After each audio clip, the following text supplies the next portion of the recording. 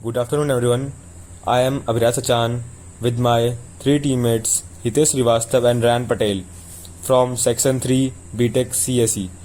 Today, I am showing you a project that I have made for a steganography tool that is made in Python. This tool simplifies that how you can hide text like hidden text in image files. So this tool begins with the imports. The first import statement brings the necessary module from Kinter library, which is used for creating the graphical user interface. The second import statement brings the LSB module from the Stegano library, which is used for hiding and revealing text in images using the least significant bit LSB technique. Next, we have two functions, hide text in image and reveal text in image. The hide text in image function takes three parameters: image path, secret text, and output path. It uses the Stegano library to encode the secret text into the LSB of the image pixels, saves the modified image, and prints a completion message. The reveal text in image function takes the image path as a parameter and uses the Stegano library to extract the hidden text from the image. It decodes the text and returns it. Moving on, we have the select image function, which is called when the select image button is clicked. It opens a file dialog from the user to choose an image. The image file it should be in format PNG, JPG or JPG format, and sets the image path variable accordingly. It also updates a label to display the selected image path.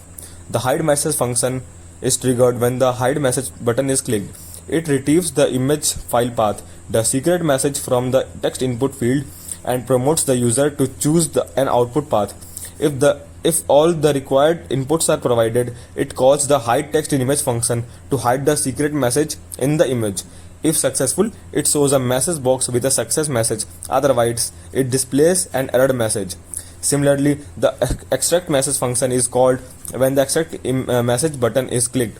It retrieves the image file path and calls the reveal text in image function to extract the hidden message.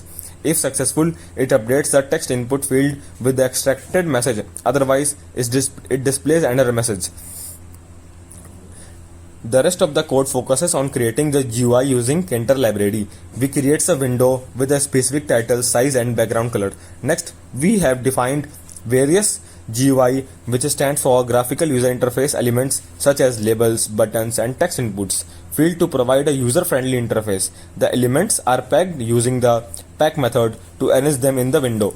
We also provide additional functionalities like displaying a disclaimer and copyright information. Clicking the disclaimer button shows a message box with the disclaimer text, while clicking the copyright button displays a message box with the copyright text.